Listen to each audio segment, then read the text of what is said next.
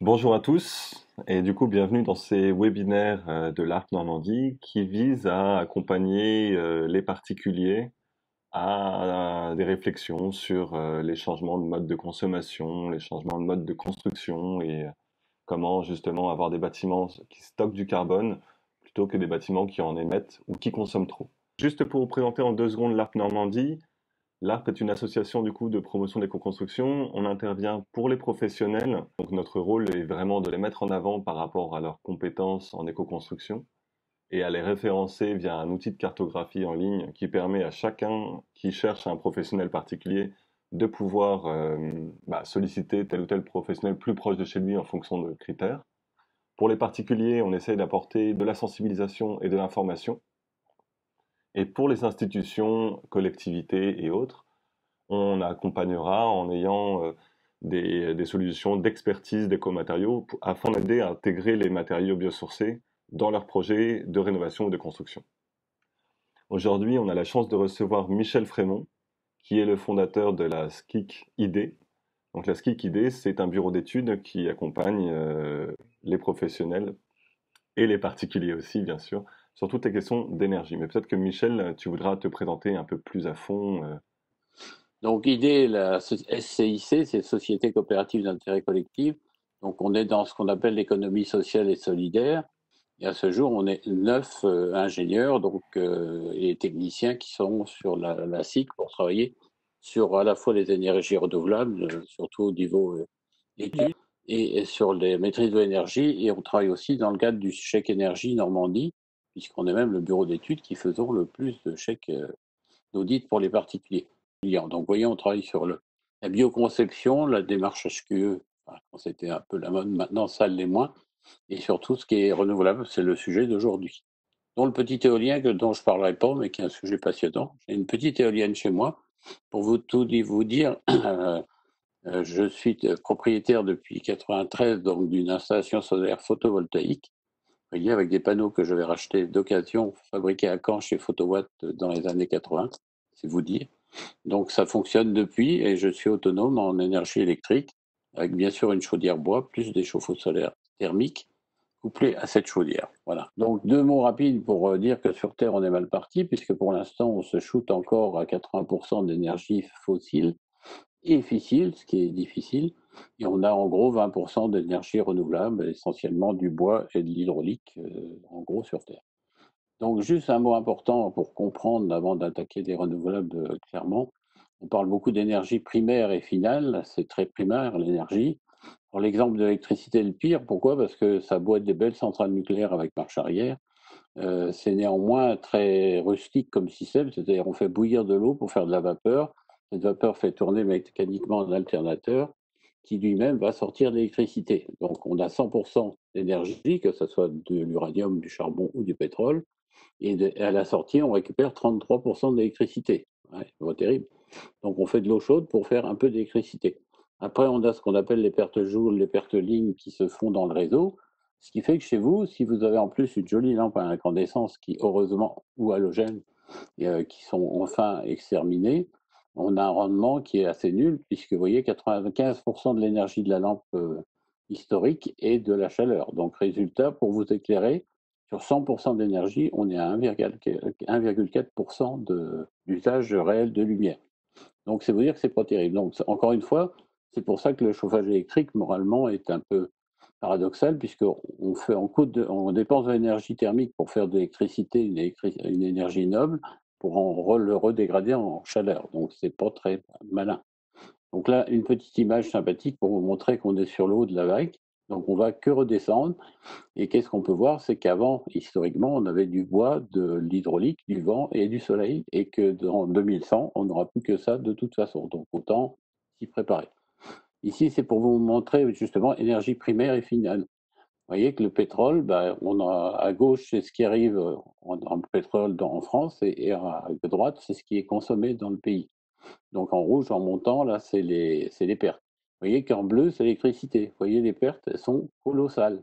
Et vous voyez ce qu'on récupère. Donc on récupère 38,1 Mégatep, alors il parle en tonnes d'équivalent pétrole, hein, c'est préhistorique là, hein, mais c'est comme ça. Et vous voyez qu'on en rentre 114,3. Donc si vous faites le ratio, on est bien à 1 pour 3. C'est-à-dire, quand vous regardez votre compteur EDF dans les yeux, s'il vous dit 1 kWh, il faut savoir qu'on en a produit 3 de chaleur pour en arriver à un seul d'électricité. Donc pas terrible. Donc la première chose à faire avant de parler de renouvelables, bien sûr, c'est comme disait notre maître Pierre Adam, l'énergie la moins chère est celle qu'on ne consomme pas, hein. C'est une lapalissade, ça aurait pu être ça aussi. Donc effectivement, IDE, on fait aussi partie d'une association qui s'appelle Négawatt, qui a travaillé sur des scénarios sortis du fossile et du fissile. Donc là, régulièrement, on met notre scénario à jour et on a démontré qu'on peut y arriver au bout de 10, 15, 20 ans à sortir complètement du nucléaire et du thermique. Et ceci dit, en créant plus d'emplois qu'on en perd. Bien sûr, il y aura des gens qu'il faudra qui changent d'activité. Donc, vous voyez, la première chose à faire, c'est la tendance, c'est on va dans le mur, on augmente de plus en plus notre consommation. Première chose, sobriété. Deuxièmement, efficacité énergétique. Et enfin, on met des énergies renouvelables. Le petit exemple, c'est l'éveil qui consomme à l'insu de notre plein gré, comme aurait dit notre regretté Coluche. Bon, ça date de 2005, c'est toujours à peu près la même terme. Mais pour vous donner une idée, toutes ces veilles en permanence qui fonctionnent même quand vous êtes pas chez vous, hein, pour la télé, le déconneur, Canal- et compagnie, on est à peu près à une consommation énorme d'une à deux centrales nucléaires en permanence sur l'année, uniquement pour faire tourner des trucs qui servent à rien. Un autre exemple, c'est, parce que les frigos, les réfrigérateurs fonctionnent très bien longtemps, mais c'est pas forcément bien de les faire vivre longtemps, puisque les rendements de ces appareils, vu l'isolation, est très dégradé pour les appareils qui ont plus de 6 ans. Résultat, si on changeait tous les réfrigérateurs de France et de Navarre qui sont anciens modèles pour des classes A+++ actuelles, vous voyez, par exemple, actuellement, nos frigos consomment 18 TWh quand même par an et nos trains 9 TWh, hein, les TGV et tous les trains électriques. Donc ça fait 27. Et en gros, si on changeait tous les frigos, ben en gros, on gagnerait 18 TWh par an. C'est-à-dire qu'on pourrait doubler nos trains électriques en changeant de frigo sans dépenser un watt de plus. Donc vous voyez, les petits ruisseaux sont les grandes cataractes. Un exemple de lampadaire stupide, là, si vous avez si vous envoyez encore des vivants, il faut prendre votre sarbacane et les flinguer. Vous voyez, là, on part à 100 et on arrive à 0,1 parce qu'en plus, on éclaire en l'air pour éclairer au sol, ce qui est très malin, avec des vasques dégueulasses. Donc ça, c'est un exemple. Ou les bâtivores, comme on les appelle, les bâtiments énergivores. Vous voyez que celui-là, si on n'a pas de la clim, on est mort, hein. Est, ouest, sud, bien avec des glaces partout. Bon, même ici, on aura trop chaud. Il y en a un comme ça près de Caen d'ailleurs. Ou alors les bâtiments industriels, ici classiques, où tout est fait en dépit du bon sens. Alors bien sûr, je passe un peu vite sur beaucoup de slides parce qu'il y a beaucoup de choses à dire. Mais rassurez-vous, vous aurez les éléments pour ceux qui veulent du PowerPoint. Donc les renouvelables, pour essayer d'aller vite sur le sujet, alors je fais de la provoque, j'ai mis des petites éoliennes en mer. Il faut savoir que la France, pays sous-développé sur le domaine, on n'en a qu'une à titre expérimental au large de Saint-Nazaire. Vous voyez, et regardez combien il y en a en Angleterre, en Allemagne, au Danemark, enfin bref, depuis combien d'années. Et nous, on en est à la première. Et on en parle beaucoup. Donc les énergies renouvelables, quelles qu'elles soient, elles sont quasiment toutes de l'énergie solaire en fait. Bien sûr, le photovoltaïque, le solaire thermique, ça on voit bien que c'est le soleil direct. Mais la biomasse, les arbres poussent parce qu'il y a du soleil, donc la biomasse, donc tous les biocombustibles. La mer, elle fonctionne parce qu'il y a du soleil. Le vent, il y a du vent sur Terre parce qu'il y a des différences de température liées au soleil. Donc l'hydraulique, vous voyez, il ne reste comme vraie énergie renouvelable que la vraie géothermie, hein, celle qui vient du sol. Donc il faut être près du magma. Donc en Normandie, on n'en aura pas beaucoup, à part peut-être sur la baie de Seine dans certains coins. Mais globalement, la région parisienne est bien équipée en géothermie, en vrai, puisque la maison de la radio historique, depuis 50 ans, fonctionne avec de la géothermie du sol. Mais ça, bon, c'est un autre sujet. On appelle souvent les pompes à chaleur géothermales. C'est une erreur historique, puisque la géothermie, certes, on l'a appelée comme ça, mais c'est de l'énergie du soleil qui chauffe le sol ou l'eau. Et enfin, il reste l'énergie marémotrice, mais qui n'était pas une réussite, hein. Il y a une seule centrale, il y en a 3 dans le monde.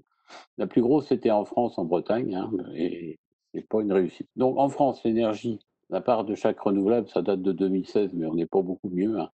En gros, c'est l'hydraulique 50, solaire 24, photovoltaïque, biomasse et déchets renouvelables 17, géothermie 5, éolien 4, biogaz 1. Vous voyez, c'est vraiment le minimum syndical. Si on regarde un peu plus près la filière dans la production des énergies, donc vous voyez ce que ça donne. La plus grosse énergie renouvelable qu'on utilise encore en France, vous voyez, c'est le bois énergie, qui sert encore énormément dans les campagnes en particulier. Après, il y a l'hydraulique, hein, les grandes centrales. Les biocarburants, donc c'est ceux qui croient qu'on va faire rouler toutes les voitures avec du carburant, l'alcool de betterave. Pourquoi pas, mais vous voyez, si vous voulez prendre un avion Paris-New York avec l'alcool de betterave, il faut 400 hectares à l'aller et 400 au retour. Donc soit on vole, soit on bouffe. Donc les pompes à chaleur 8, vous voyez, en France, on en a mis beaucoup, puisqu'il y a eu de la pression pour développer la pompe à chaleur, qui consomme quand même de l'électricité, pour un tiers ou un quart. L'éolien 8 seulement, les déchets renouvelables 4,9, le photovoltaïque 2,7, c'est peu, le biogaz 2,5, résidus d'agriculture, bon bref, la géothermie 0,9, le thermique 0,4, alors le solaire thermique en France c'est complètement oublié, alors que ça devrait être systématique sur toutes les maisons de retraite, les hôpitaux, les hôtels, les campings. Et l'énergie marine, c'est 0,2, c'est juste l'histoire de faire croire qu'on s'en occupe. Voilà. Juste pour vous montrer à quel point on n'est pas très bon, malgré nos discours, on est toujours les meilleurs dans les discours. Vous voyez que la France, c'est dans les pays les plus en retard par rapport à nos engagements qui datent quand même de la conférence après Kyoto, on va dire. Donc ici, vous voyez qu'on s'était engagé à au moins 23% de consommation d'énergie finale à partir de 2020. Donc on est à 17% à peine, quoi. Donc actuellement, donc on est avec un gros retard. Vous voyez qu'on est le deuxième pays le plus en retard sur les renouvelables. Il y a des pays qui ont fait mieux. Le Danemark, vous voyez, ils ont fait moins 5,8, eux. Et les Allemands, ils sont pas mauvais puisqu'ils sont quasiment à leur objectif à 2,5%. Donc il y a un site intéressant, vous pouvez aller le voir en temps réel, RTL. Donc vous voyez ici, c'est aujourd'hui à 15h15. Je suis allé sur le site. Et vous voyez qu'on a en temps réel, bon, on a beaucoup de nucléaire puisqu'on se gave à 35 292, un petit peu, il y a beaucoup d'hydraulique quand même puisque c'est la bonne saison. Encore du gaz naturel, un peu de charbon quand même, vous voyez, on en a toujours un peu parce qu'on ne peut pas arrêter les centrales thermiques hein, toute l'année. Donc elles fonctionnent toujours. 132 mégawatts de fuel et 6902 solaires, 1455 d'éolien, de bioénergie, hein, 721. Un peu de pompage et on a vendu en été, en cette saison, on est toujours bon pour vendre, mais on achète beaucoup en hiver quand c'est cher. Quelques prix des énergies au prix du particulier, hein, pour donner une espèce de classement des énergies renouvelables et les classiques. Donc le moins cher, bien sûr, c'est le bois copeaux, hein, qui est à 3 centimes d'euros TTC par kilowattheure. Le bois bûche, bon, alors 4,4, c'est un prix, ça dépend beaucoup des régions et de beaucoup de choses. Bref, c'est pour donner une idée. Le granulé ou le pelé en vrac 6,3, même en sac, c'est le même prix. Le moins cher des fossiles, c'est le gaz naturel, 7,3. Donc vous voyez qu'on est quand même encore plus cher, un peu plus cher que le granulé. Le fuel, il fait du yo-yo en fonction de l'ambiance. Il a plutôt tendance à redescendre, mais rassurez-vous, il va forcément remonter. On est à 9,7. L'électricité, ça reste le système énergétique le plus cher. Vous voyez, en TTC pour le client, on est autour de 17,1 centimes d'euros TTC. Et le propane, c'est le combustible qui est le fossile le plus cher après l'électricité. Voilà. Donc le photovoltaïque, donc c'est plutôt production électrique, soit en injection, soit pour des maisons autonomes, ou alors un mix. En France, pour vous donner une idée de notre misère par rapport à l'Allemagne, on est à 4,5 watts crête par habitant. Il y en a 120,2 en Allemagne, c'est vous dire. Et le solaire thermique, pour le chaud ou le chauffage de l'habitation, on a 210 mètres carrés pour 1000 habitants et 1344 en Allemagne. C'est parce qu'en Allemagne, il fait plus beau, hein, bien sûr, c'est bien connu. Et ils n'ont pas les dom-toms en plus.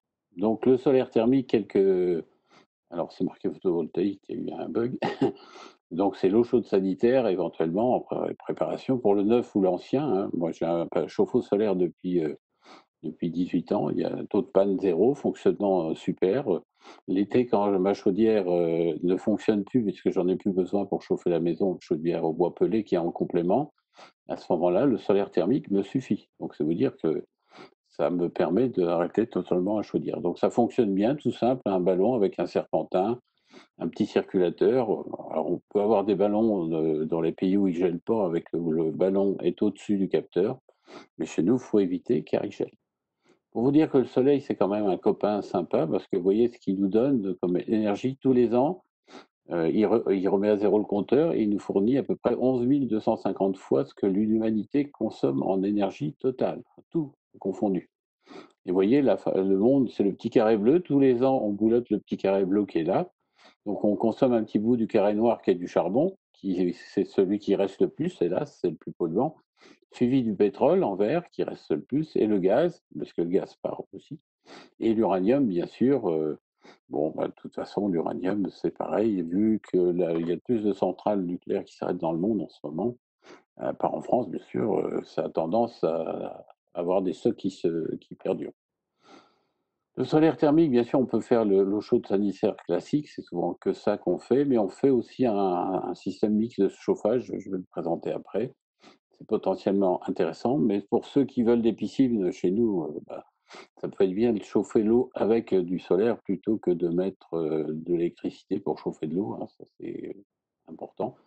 Par exemple, chez moi, j'ai coupé depuis longtemps les résistances électriques dans mon lave-linge, lave-vaisselle, puisque j'avais de l'eau soit solaire thermique complète l'été ou solaire bois et thermique l'hiver. La clim solaire, ça marche aussi très bien, ça se développe beaucoup, hein, mais pas tellement en France. Les process industriels dans l'agroalimentaire, c'est intéressant, le séchage solaire, hein, pour le foin par exemple, ou la cuisson. Bon, la cuisson chez nous, si vous voulez faire un barbecue solaire en Normandie, bon, bah, faut être sûr d'inviter au dernier moment. Donc en Europe, vous voyez un peu le panorama. Donc vous voyez qu'on a un petit nombril de panneaux solaires thermiques. Vous voyez que l'Allemagne à côté nous écrase, bien sûr l'Espagne, même quand on compare l'Italie nous botte, hein, comme toujours. Et vous voyez ici les pays, alors par habitant, on voit que les meilleurs sont forcément un peu partout, parce que ça c'est la production par pays. Et après, ce qui est intéressant de voir, c'est le ratio par habitant. Un exemple qui est ancien, hein, déjà, donc c'est pour une ferme qui a besoin d'eau chaude pour la salle de traite. On est sur 3 capteurs, alors que pour une maison individuelle, 2 capteurs suffisent. Vous voyez, 60% d'autonomie sur l'année. Le coût était de 7 000 euros. Maintenant, pour un particulier, on serait autour de 3 000, 3 500, ce qui fait que les gens achètent toujours des chauffe-eau thermodynamiques. Et là, c'est pas de chauffe-eau solaire thermique. Donc le petit schéma de base, hein, avec un régulateur qui fait tourner la pompe quand la température du capteur est un peu plus élevée que celle du ballon, et sinon il arrête, sinon il va chauffer le ciel. Donc c'est très simple, hein, avec un vitrage spécifique qui est imperméable aux infrarouges, donc qui est dans un coffret isolant, hein, pour optimiser la production, et il n'est pas en noir dedans pour mieux absorber. Donc ici le schéma un peu plus complet, on voit que comme le solaire thermique toute l'année ne peut pas faire 100% des besoins, on est obligé soit de mettre une résistance électrique, hélas, ce que j'ai pas fait chez moi, bien sûr, ou soit une chaudière qui peut fonctionner au gaz ou à ce que vous voulez. Le mieux, c'est au bois, qui va rajouter un deuxième serpentin en complément qui va se mettre en route que si le solaire thermique ne suffit pas. Ça marche tout seul. Donc voilà, les systèmes solaires combinés, il y a deux grands modèles, c'est-à-dire là, vous avez au lieu de 2-3 mètres carrés de capteurs solaires, vous avez une dizaine de mètres carrés, une douzaine de mètres carrés de capteurs solaires thermiques. Et dans ce cas-là, vous pouvez faire une bonne quarantaine de pourcents de tout le chauffage annuel, dont toutes les mi-saisons. Et même quand vous quittez la maison, elle est toujours chauffée. Donc soit on envoie l'eau chaude, vous voyez, c'est directement avec un régulateur et un circuit de chauffage, avec un autre complément, ou soit on envoie l'eau chaude des capteurs dans un très gros ballon. Hein, les Allemands n'ont pas peur de mettre 1000 litres d'eau chaude, qui va être en parallèle d'une petite chaudière d'appoint quand il y a besoin.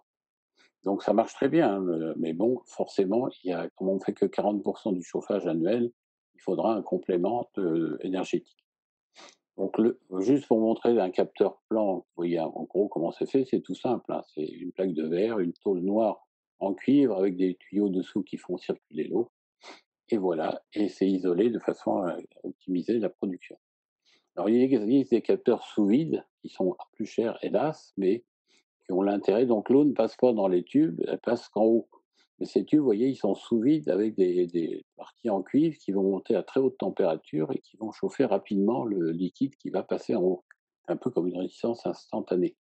L'intérêt, c'est qu'ils sont plus chers, certes, mais vous voyez qu'ils produisent beaucoup plus d'énergie thermique en mi-saison et en hiver. Par contre, ils sont moins en production l'été. Mais l'été, de toute façon, moi, je pourrais prendre une douche du matin au soir, je n'arriverai pas à vider la capacité du soleil. Donc, c'est un produit qui est quand même bien adapté pour les pays où le soleil est moyen, mais c'est plus cher. Alors, l'exemple ici, c'est des maisons à Cesson-Sévigné, chez nos amis bretons à côté. C'est des logements qui ont été faits il y a une quinzaine d'années déjà, avec des planchers solaires directs dans tous les logements. Et ils ont vraiment un fonctionnement parfait. Et ils ont donc une chaudière gaz complément pour rajouter les 40% qui manquent. Alors, un exemple d'un hôtel, d'un des premiers Formule 1 qui était occupé, bon, à Perpignan. Alors regardez pour les prix, c'est des prix surréalistes, ça date d'il y a 20 ans, ça. Donc c'est vous dire, et ça fonctionne toujours. Mais vous vous rendez compte que pour les hôtels, encore une fois, les hôpitaux, les maisons de retraite, comment est-ce qu'il est criminel? Parce que le coût de revient, j'ai réussi à en mettre sur un hôpital à Saint-Hilaire-du-Harcouët, une maison de retraite, la rentabilité, elle est au bout de 4-5 ans, malgré l'investissement par rapport à du gaz naturel, qui est le moins cher des combustibles. Donc la piscine solaire, vous voyez, on peut avoir des capteurs très peu chers qui sont juste des plaques de plastique peintes en noir, avec une prise directe dans la piscine, et qui va faire que la piscine va avoir une température agréable, étant donné, vous voyez, comme je disais, en Normandie, on a à peu près 3 ou 4 semaines de température idéale dans l'eau d'une piscine extérieure chez nous. Donc mettre des capteurs solaires, vous voyez, on peut les mettre sur le toit ou au sol, ils sont juste posés avec une pompe qui fait circuler l'eau et ça suffit pour faire de l'eau chaude de piscine. Donc vous voyez, j'ai essayé d'aller vite pour présenter rapidement le solaire thermique, je ne suis pas trop rentré dans la technique parce qu'on n'a pas le temps. Donc on tombe maintenant sur le photovoltaïque. Donc un exemple, un kilowatt crête peut produire environ 1 kWh d'énergie par an, 1100 kWh, j'ai même mis pour être précis. Donc il faut compter un prix actuel de 3 à 5 euros du watt crête à peu près, c'est-à-dire une centrale d'un kilo, c'est 3000 euros, enfin dans les prix normaux. Et 3 kilos, puisque c'est un peu la tendance, ça peut être au moins de 10 000 euros. Voilà. On pourrait avoir des prix corrects, mais on pourra avoir beaucoup moins bientôt. Donc, alors ceux qui disent que le solaire photovoltaïque, il faudra en mettre partout pour arriver à produire ce qu'on consomme, eh ben, c'est tout faux. Vous voyez que la consommation complète de la planète Terre actuelle, en sachant que beaucoup de gens n'ont pas le droit à l'électricité en Afrique et ailleurs, hélas, donc on consomme 24 000 TWh par an. Hein. En 2017, 24 000, c'est toute la planète, hein, les États-Unis, l'Europe, la France, le reste. Et on est à peu près sur des panneaux. Si on voulait tout faire de cette puissance sur un seul site, vous voyez, avec un rendement de 0,10 kWh par mètre carré, hein, on est à 300 watts pour 1,6 m². Donc, combien il faudrait pour faire cette production totale mondiale? Donc, il faudrait à peu près un carré. Donc, je vous passe les calculs. Il faudrait un carré de panneaux côte à côte de 367 km par 367 km seulement, et placé en France. Donc, vous voyez que pour couvrir la consommation planétaire d'électricité, bon, alors, faut pas le faire parce qu'on aurait des pertes en ligne, parce que s'il faut aller brancher tout le monde, et n'oubliez pas quand même qu'il y aura du courant que la journée et pas la nuit. Donc voilà, c'est un des petits problèmes. Mais néanmoins, en quantité, donc vous voyez que si on utilisait tous les toits disponibles en France sans aller trop loin, on aurait quasiment la suffisance de puissance pour alimenter toute la France en électricité. En sachant, bien sûr, qu'il faut gérer le stockage. Bon, il y a des solutions, mais on ne va pas l'aborder.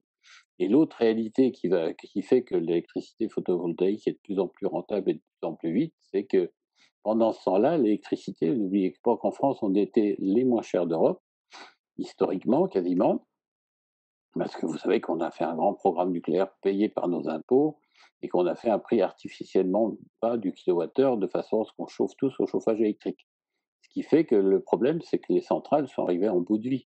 Vous savez qu'EDF doit faire ce qu'ils appellent le grand rafistolage, non, le grand carénage, ils disent. Donc, ça, il y a 56 réacteurs, 1 milliard chacun, vous voyez, plus 20 milliards post-Fukushima.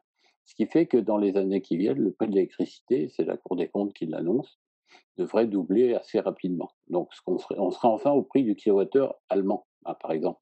Pourquoi est-ce que les Allemands ont pas fait de chauffage électrique? Tout simplement parce que le prix du kilowattheure, depuis le début, coûte le double de ce qu'il coûte en France, où nous, on a un prix politique. Mais on va le payer cher rapidement. D'où l'intérêt d'être le plus autonome possible sur l'électricité. Plus une petite éolienne en complément, ce qui est très bien. Donc les tarifs d'achat, vous voyez que le prix de l'électricité solaire s'effondre depuis les années 2011.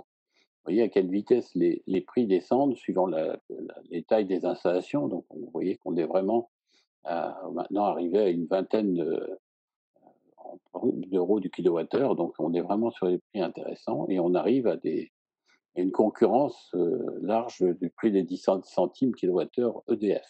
Pendant ce temps-là, le prix de l'électricité, des panneaux solaires plutôt s'effondre à une vitesse grand V. Donc, pour vous donner un peu les différentes technologies, vous voyez qu'en France, entre 2018 et 2013, le prix des panneaux solaires est tombé de 64%, hein, quand même.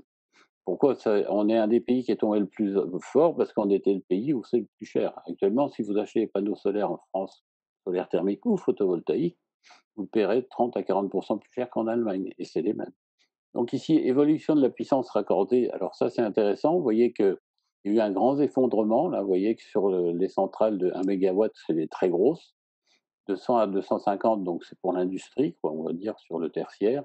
Et moins de 9 kilowatts, c'est le couillon de particulier que nous sommes. Vous voyez, qu'est-ce qui s'est passé en 2011? Il y a eu un grand bug. Ça s'appelle le moratoire Fillon. On avait dit courage Fillon. On voyait qu'on a failli faire crever la filière. Il y a énormément d'entreprises françaises qui.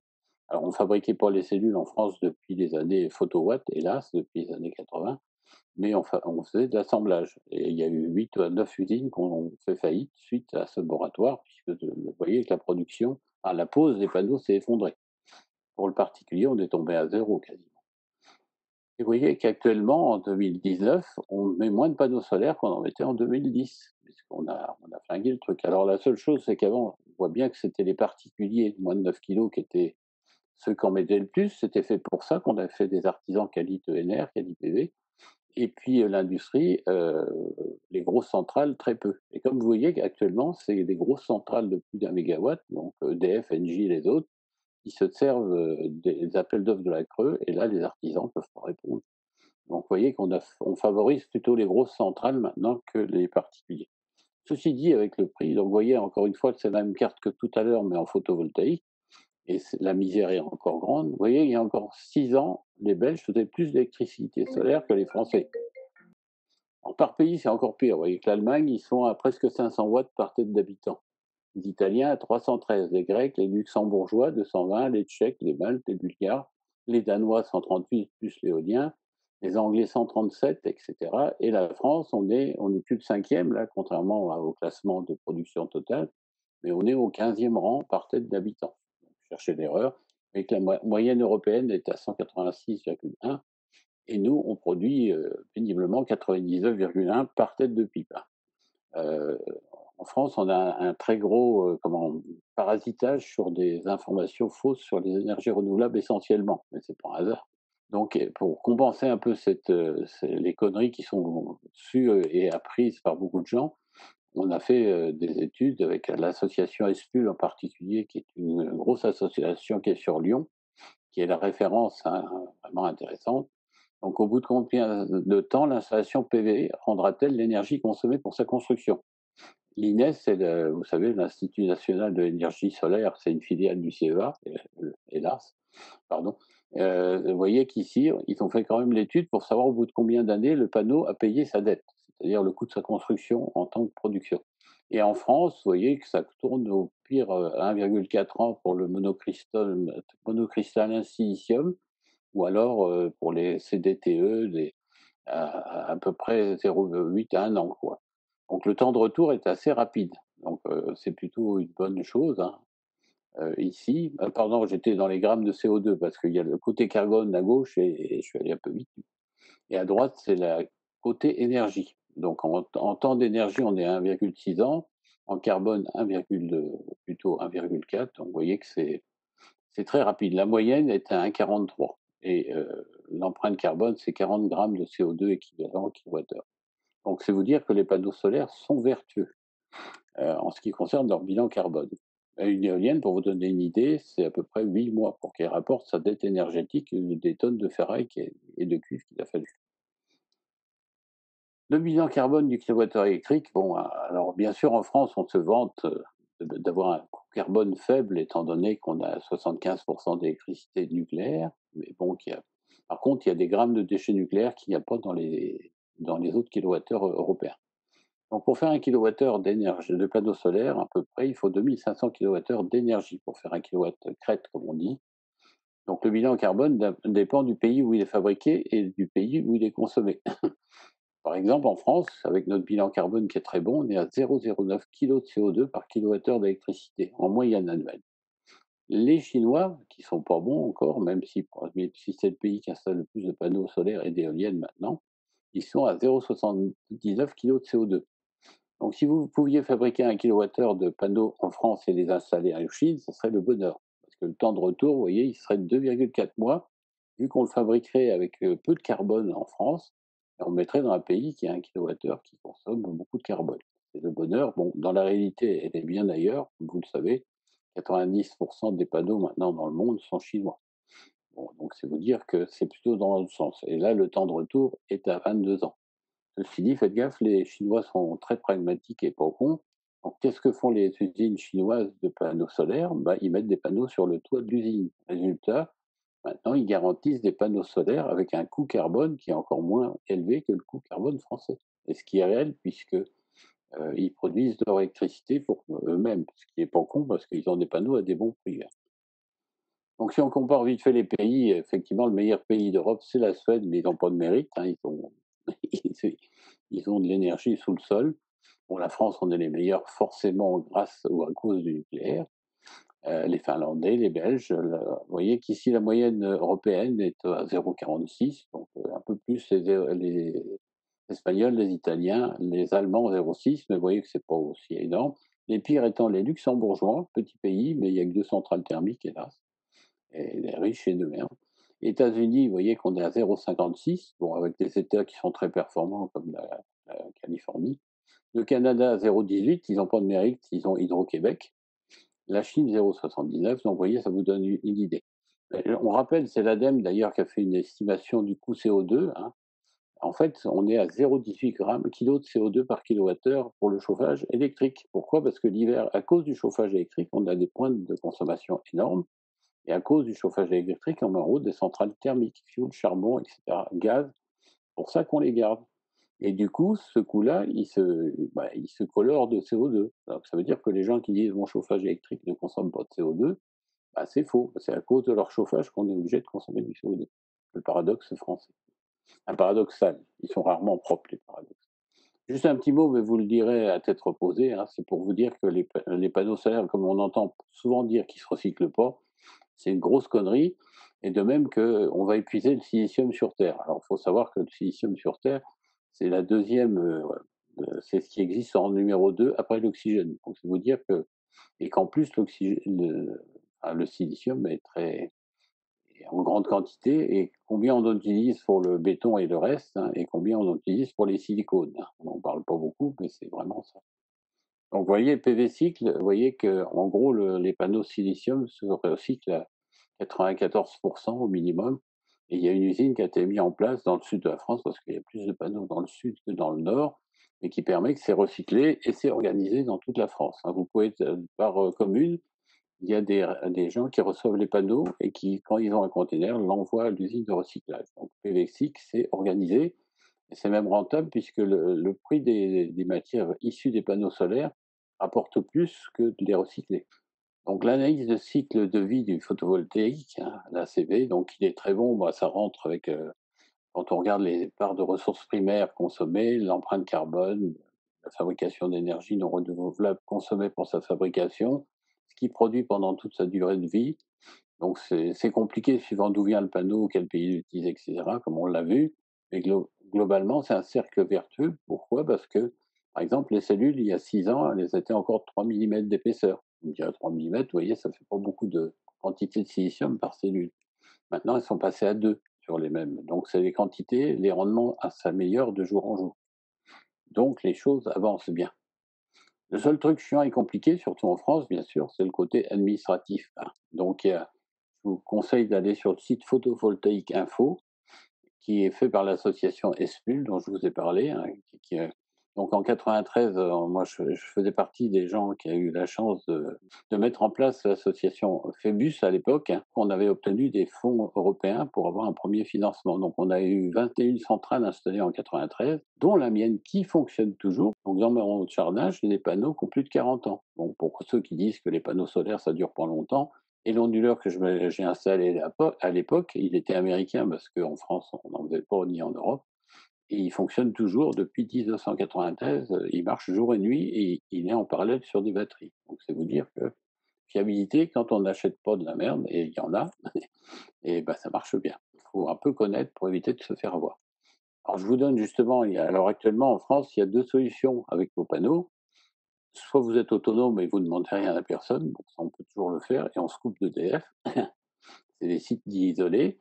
Soit on le vend la totalité, ce qui était fait totalement avant. Pourquoi? Parce que le prix de rachat était intéressant financièrement. On est arrivé même à 61 centimes avant le coût du Fillon qui a redégringolé les tarifs. Vous voyez qu'actuellement, alors ça change toujours tous les 3 mois. Donc le tarif pour un 3 kilowatts jusqu'à 3 kilos, vous vendez 18,53 centimes du kilowattheure au 30,06 2020. Alors 18,53, je vous ai dit tout à l'heure que le kilowattheure d'EDF est à 17,1. Hein. Donc vous voyez, vous gagnez 1 centime du kilowattheure maintenant, ou presque 2 centimes, disons. Donc c'est vous dire que c'est plus très rentable la vente totale. Alors qu'avant, à 60 centimes, vous imaginez. Mais attention, les panneaux étaient beaucoup plus chers. N'oubliez pas que le prix du solaire s'est effondré en quelques années, du watt crête. Donc ici, après, suivant la puissance, vous voyez, les tarifs sont de plus en plus bas. Et bien sûr, au sol, en France, on ne veut pas en entendre parler, c'est 0 centime, au-dessus de 100 kilos. Dans ce cas-là, il faut faire pour du tertiaire. Donc ça, c'est la vente totale. Attention, ça nécessite, c'est un coût supplémentaire aussi parce que vous devez demander un deuxième raccordement pour qu'on vous pose un compteur pour la vente. Alors qu'en autoconsommation, voilà, l'intérêt, c'est que vous utilisez votre compteur actuel. Sauf qu'ils vont vous mettre un Linky, si vous ne l'avez pas déjà, pour pouvoir compter ce qui est produit et consommé en même temps. Avant, ils vous mettaient un deuxième compteur, ce qui coûtait. Maintenant, avec le Linky, c'est gratuit. Alors, je sais qu'il y a des... Je ne vais pas lancer la polémique. Alors, sur les CPL, pour moi, c'est un peu du bidon, dans le sens où c'est des fréquences quand même un peu ionisantes. Mais par contre, sur l'usage qui peut être fait du Linky, mais c'est pas le sujet. Sinon, on est reparti pour 2 jours. Donc, vous voyez que le prix de... Alors, ce qu'on appelle le prix de la vente, il est beaucoup moins cher, puisque vous voyez, le trop-plein... En fait, en autoconsommation, quand les panneaux solaires produisent du courant et que la maison le consomme, bah, vous avez du courant qui est à 17,1 centimes d'EDF. Donc vous payez du courant à 17 centimes, quasiment le prix de vente qu'on a vu en vente totale. Et par contre, s'il y en a qui débordent parce que la maison consomme plus assez, il est revendu à EDF obligation d'achat 10 centimes, ce qui est beaucoup moins cher, mais ce qui quand même permet de la vente. Et en plus, il y a une petite prime symbolique, là, vous voyez, qui vous permet une petite prime de quelques centaines d'euros qu'on vous paye pendant 5 ans, en fonction de la puissance de votre centrale, qui va vous permettre d'avoir un petit amortissement supplémentaire. Ça aurait été mieux s'il a donné tout la première année. Sachez que le soleil est bien réparti sur Terre. Bien sûr, il vaut mieux être entre le tropique et l'équateur. Vous voyez que nous, on est plutôt dans le bleu en France, donc on est à 1050 à 1200 kWh par mètre carré de rayonnement. Mais ça suffit à faire, vu le prix des cellules, à produire son électricité. Donc si on zoome un peu sur la France, vous voyez ce que ça donne. Bien sûr, les Corses sont mieux situés que les Lillois. Et vous voyez que la Normandie, surtout le sud Cotentin, est bien irrigué en kilowattheure par mètre carré. Donc un panneau solaire, en plus, ça capte pas seulement le rayonnement direct, c'est-à-dire les photons qui partent directement du soleil sur la tête du panneau. Ça marche aussi avec le rayonnement diffus qui traverse les nuages, éventuellement lié à l'albédo, c'est-à-dire ce qu'il y a au sol. Ça peut être de la neige, ça peut être des vitres, ça peut être la mer ou un lac. Donc le soleil, vous voyez que bien sûr, il ne produit pas le maximum tous les jours, ça va dépendre. Quand il y a beaucoup de nuages, on est de 50 à 200 watts par mètre carré d'énergie. Entre le mi-nuage, c'est de 400 à 600-700, et plein soleil, c'est entre 800 et 1000 watts. Donc vous voyez que ça varie constamment dans le temps. Alors quand on installe des panneaux, si vous prenez un artisan qui fait ça bien, il va vérifier qu'en face de votre panneau, il n'y a pas d'ombre portée. Parce que les ombres, vous allez voir, à cause de la fabrication des cellules, alors c'est beaucoup moins vrai dans le solaire thermique, dans le sens où si vous avez 10% d'ombre sur un panneau solaire thermique, vous allez perdre 10% de la production. Sur un panneau solaire photovoltaïque, mettez à l'ombre une seule cellule, vous perdez, alors suivant la fabrication du panneau, entre le tiers et le quart de la puissance du panneau et de tous ceux qui sont en série. On verra tout ça. Donc, vous voyez, un masque solaire, c'est ça. C'est-à-dire, on regarde le passage du soleil dans le ciel en fonction de la latitude, entre le 31, bien sûr, entre le 21 décembre, pardon, donc le zénith d'hiver, et puis le 21 juin, hein, donc le point le plus haut. Donc, vous voyez que le soleil passe à peu près à 23 à 70 degrés d'angle, à peu près. Donc, s'il y a des obstacles dans la zone centrale, c'est vrai que vous allez perdre trop d'énergie. Donc, en gros, je ne vais pas rentrer dans la technologie, mais disons qu'il y a deux types de panneaux, les monocristallins et les polycristallins. Quand vous achetez les panneaux solaires, en fait, ce qui compte, c'est le prix du watt crête. Après, la différence, il y a une petite différence de rendement qui est de moins en moins vraie parce que les technologies se rapprochent. Qu'est-ce que ça va changer pour vous que vous ayez 2-3 cm² plus de couvert pour les panneaux sur un toit? Donc, en gros, ce qui compte, c'est le prix où on achète les panneaux, plutôt que de savoir si c'est mono ou polycristallin, vu que les technologies en durée de vie, fonctionnement sont aussi bien. On fait même des cellules colorées avec plusieurs couleurs. Donc vous voyez qu'on part du silicium, qu'on le purifie, on fait des lingots. C'est pareil que pour les composants électroniques de votre téléphone ou votre ordinateur. On fait du silicium qui est un semi-conducteur et qui va permettre de faire des petites plaques sur lesquelles on va souder des petites fils qui vont collecter les électrons. Alors ces électrons vont être fabriqués par le soleil. Donc ici, vous avez la filière dite couche mince, donc ce qu'on appelait les panneaux amorphes, qui étaient intéressants il y a encore 10 ans parce qu'ils coûtaient 2 fois moins cher que les autres. Ils étaient souples, ils permettaient, mais par contre, il fallait couvrir 2 fois plus. Donc ça revenait à peu près au prix du watt crête. La seule différence, c'est que les panneaux monocristallins ont tellement descendu en 10 ans que maintenant, ils sont au prix de l'amorce. Donc du coup, l'amorce est en train de disparaître. Des panneaux qui peuvent être déroulés tellement souples, il y a moins d'un micron de silicium, donc c'est plus fin que la peau, et ce qui fait qu'on pouvait les rouler sur eux-mêmes tout en fonctionnant. Donc en quantité de silicium, vous voyez ce que ça veut dire, donc on n'a quasiment rien. Et en plus, ces panneaux, vous voyez, ils captaient mieux les rayonnements diffus, puisque donc dans les pays comme nous, on n'a pas beaucoup de soleil et beaucoup de nuages, bah, ça avait un meilleur rendement, un peu comme les panneaux tubes et les panneaux plans en solaire thermique. Mais bon, donc, vous voyez, comme je vous disais, le gros défaut des panneaux classiques mono ou polycristallins, c'est que toutes les cellules sont mises en série. Et si vous masquez une seule cellule, pourquoi on a mis les cellules en série? Parce qu'une cellule, c'est 0,6 volts par son fonctionnement. Donc, c'est pas une tension suffisante. Donc, on est obligé de mettre au moins une trentaine de cellules en série pour avoir une tension d'usage intéressante. Le problème, c'est que comme c'est un courant est commun à toutes les cellules, si vous bloquez une cellule, bah, il n'y a plus de courant qui passe dans toutes les cellules qui sont en série. Donc faites gaffe à l'ombre, là. Bon, il y a des tuiles solaires ou des ardoises solaires, c'est très joli, mais c'est beaucoup, beaucoup plus cher. Et quand vous avez un ABF hystérique, pléonasme, dans ce cas-là, il faut peut-être y passer, mais c'est quand même cher et ça a d'autres défauts. Il existe aussi des systèmes maintenant, même pour les petites installations, vous voyez, ce qu'on appelle le tracker. Alors c'est un appareil, vous voyez, qui est sur une monture équatoriale comme une lunette astronomique, ce qui lui permet de suivre le soleil de l'est à l'ouest dans la journée, et même entre l'hiver et l'été, il se bascule aussi nord-sud. Vous voyez que sur ce modèle-là, ils ont même mis des panneaux bifaces qui existent maintenant, ce qui fait qu'on capte le rayonnement solaire arrière, vous voyez, donc là, ce qui est réfléchi au sol. Donc quitte à peindre en blanc en dessous sous les panneaux, et on arrive à plus de 40% de production. Donc ici, vous avez un panneau où il y a 1,3 kWh, ça produit autant qu'un 3 kWh en fixe. Et c'est sympa, donc c'est léger, ça se met dans le jardin et ça marche. Bien sûr, l'investissement est un peu plus cher, mais moins cher, parce qu'on n'a pas de travaux à mettre en toiture. Donc le surcoût qu'il y en a un petit, mais du coup, comme vous investissez dans moins de panneaux, puisque c'est quasiment du simple au double, on arrive à le rentabiliser, puisqu'il y a une entreprise qui en fabrique en Ille-et-Vilaine. Ils font des trackers de grande surface, hein, ou des tout petits trackers, ils viennent de sortir ce modèle pour le particulier. Donc 1,5 kW, ça correspond à 3 kilos en production en classique. Vous voyez, c'est intéressant. Donc les panneaux solaires, on peut les mettre en série en parallèle, c'est un peu comme les batteries, suivant la tension dont on a besoin pour faire marcher l'onduleur. L'onduleur, j'en parle pas, mais sachez que ce qui est intéressant, c'est qu'actuellement, pour ceux qui veulent faire des petites installations très simples, il existe ce qu'on appelle des micro-onduleurs qui se mettent sous chaque panneau solaire. Et du coup, l'avantage, c'est quoi? C'est que les panneaux solaires fonctionnent en courant continu. Vous êtes obligé de les mettre en série pour avoir des tensions élevées. Vous voyez, comme sur le schéma, on a mis 2 fois 4 panneaux en série et le tout en parallèle pour produire une tension et une puissance suffisantes. Donc ça veut dire qu'on transporte du courant continu dans les câbles, ce qui fait souvent peur parce que quand on coupe l'EDF, il y a toujours du courant tant qu'il y a du soleil, tant qu'il fait jour. Donc vous voyez, ça pose entre guillemets des problèmes qui n'en sont pas, mais qui sont souvent mis en avant, surtout en France.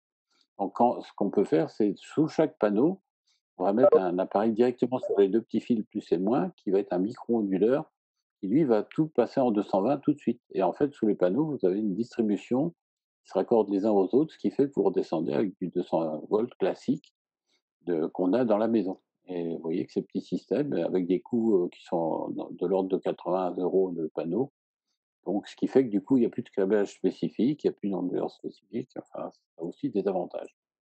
Ça se développe.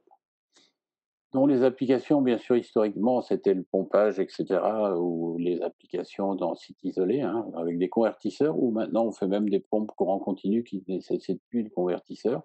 On peut mettre sur le pompage, par exemple, des panneaux solaires directs sur une pompe courant continu. Donc la pompe va vraiment fonctionner au prorata du soleil qu'il va y avoir dehors. Donc on va faire du yo-yo tout le temps, mais ça marche bien. Donc pour ceux qui veulent se brancher en dehors de Monsieur EDF, c'est possible. Alors ça nécessite de faire une petite étude précise pour être sûr de ne pas être sous-dimensionné ou surdimensionné l'installation. Il faut un parc de batteries. Je ne vais pas rentrer dans les batteries lithium, plomb, nickel et compagnie. Moi, je vais me remettre des batteries nickel-fer qui sont pas polluantes. C'est des anciens procédés qui ressortent. Donc il existe des solutions. Mais alors comment ça marche? Bah, vos panneaux solaires, qui sont pas forcément sur le toit d'ailleurs, mais on est en France, vont charger vos batteries au travers d'un régulateur qui va éviter que, bah, qu'est-ce qui va se passer si les batteries sont pleines et que les panneaux solaires reçoivent du soleil? Bah, ils vont faire exploser les batteries. Donc, il faut un régulateur. Et de même, si votre onduleur consomme plus que ce qu'il y a de soleil et de batterie, il faut le déconnecter pour éviter de tuer les batteries, parce que c'est fragile ces petites bêtes.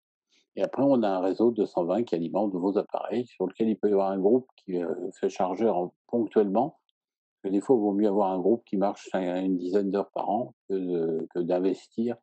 Parce que n'oubliez pas qu'on dimensionne sur un site isolé les panneaux pour le mois de décembre. Donc, ça veut dire qu'on est surdimensionné en été, forcément. Donc, il y a un moment entre le coût des panneaux, des batteries et le fait de mettre un groupe ponctuellement en route, et éventuellement pas souvent. Donc, pourquoi pas. Vous voyez, c'est des problèmes différents. Ensuite, il y a le PV raccordé réseau, ce qu'on appelle en injection totale. Donc, vous voyez, donc vous avez mis des beaux petits Linky, hein, justement, des compteurs verts, un peu vert cocu quand même, hein. Et donc, il y a un compteur pour la consommation de l'habitation et un compteur en injection totale qui compte la production. Il compte dans l'autre sens pour éviter que les petits malins branchent pas la maison sur le compteur. Donc, il vérifie qu'il n'y a pas de consommation sur le compteur qui est en vente. C'est pour ça qu'ils ont toujours mis deux compteurs. En autoconsommation, bah, les panneaux produisent en parallèle sur le réseau, mais soit c'est les panneaux qui alimentent la maison, soit ça repart vers le réseau. Donc, constamment, on achète et on vend. Donc, ça, c'est la solution. Sans injection, on peut avoir un système qui empêche, par exemple en France, on n'a pas le droit d'utiliser les batteries pour produire sur le réseau. Alors, sachez pourquoi, c'est une bonne question. On est un pays comme ça. Donc dans d'autres pays, ça marche. Techniquement, c'est simple. C'est-à-dire que quand il y a trop de production solaire, la batterie se charge, et le soir, quand il n'y a plus de soleil, bah, la batterie produit au lieu de prendre du réseau, ce qui est bien. Donc les différents systèmes de raccordement, vous voyez un peu plus détaillé ce qu'il y a entre les onduleurs. Là, c'est la vente totale, donc un compteur Linky pour la vente, un compteur pour la maison. Donc ici, l'autoconsommation, vous n'avez plus qu'un seul compteur, mais qui compte dans les deux sens, c'est-à-dire il va compter la surproduction solaire quand il y en a, ou la consommation lorsque le soleil ne suffit plus à alimenter les appareils. Vous voyez, c'est tout simple. Et ça marche très bien. Donc système batterie, dans ce cas-là, il y a un système qui régule le courant, puisque quand les batteries produisent avec l'onduleur, on ne doit pas injecter sur le réseau. Mais ça, c'est des systèmes qui se programment tout simplement. Donc en autoconsommation, parce que maintenant, vous avez vu que la rentabilité, c'est plus la vente totale qui est quasiment au prix d'achat d'EDF. mais c'est plutôt de se dire: «Je vais autoconsommer», puisque vous n'avez pas de raccordement de plus à faire. Le problème, c'est toute la journée, on va produire dans le réseau et le soir, on va consommer, donc c'est pas très adapté. Par contre, dans le tertiaire, dans les bâtiments, dès que vous avez du froid, des petites supérettes, des commerces, des restaurants, là, c'est très intéressant parce que en journée, il va y avoir des grosses consommations, donc c'est en phase avec le soleil. D'ailleurs, la France, le pays, est en phase avec le soleil puisque la plus grosse consommation d'électricité est entre 10 et 16 heures en journée, tous les jours de l'année. Donc le soleil est en phase, mais pas avec votre maison puisque vous, vous allez bosser, alors vous utilisez vos courants solaires, mais on ne vous le paye pas le bon prix. Ça, c'est le piège. Donc le problème, vous voyez, ici, la production solaire, c'est cette grosse cloche, là, c'est un jour parfait où il n'y a pas un nuage, vous voyez. Et par rapport au pic de consommation du matin et du soir. Donc, vous voyez qu'on n'est pas forcément au bon moment. Donc le tout, c'est de dimensionner l'installation solaire. Vous voyez le bruit de fond, là, le truc en gris, chaque maison a un bruit de fond. Je vous ai fait voir tout à l'heure avec l'étude qu'on a faite de mégawatts, bah, vous avez tous les appareils qui consomment à l'insu de votre plein gré. Là, alors historiquement, quand on voulait vendre au réseau, on disait il faut que les panneaux soient plein sud 30 degrés. Bah, maintenant, on va essayer de produire, puisque l'intérêt, c'est d'autoconsommer le plus. Donc, on va essayer d'écarter la plage de production. Donc, en fait, les panneaux solaires est-ouest, avec un angle plus élevé, à 60 degrés, vont produire moins dans l'année, mais vont plus produire de kilowattheure à 17 centimes plutôt que les revendre à 10. Donc, ça, c'est une étude qui a été faite par l'INES. Vous voyez, quand on veut réfléchir pour un particulier sur son profil d'autoconsommation, faut faire n'importe quoi non plus. Ou sinon, vous partez sur un kilowattheure de base et vous êtes sûr de faire votre taf. De toute façon, ça ne marchera pas pour le chauffage électrique. Donc ici, l'exemple, si vous avez un chauffe-eau, par exemple, alors moi je ne suis pas adepte tellement.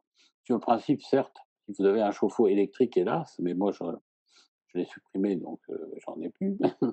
Donc il travaille à 11 heures, vous savez, au tarif de nuit, ou ça dépend. Bah, vous le décalez avec un petit appareil qui va permettre de balancer toute la production solaire dans le chauffe-eau. Ce qui fait que vous passez à des taux d'autoconsommation de 98%, alors que normalement, vous seriez à 41-45%. Et l'autoproduction, alors c'est des notions qu'on n'aura pas le temps d'expliquer, mais sachez que faites gaffe, quand vous avez des bonimenteurs qui vont vous vendre des panneaux solaires, ils vont vous mélanger les pinceaux avec ces histoires, mais c'est relativement simple. N'hésitez pas à revenir vers moi si vous voulez des questions précises, si vous avez un projet.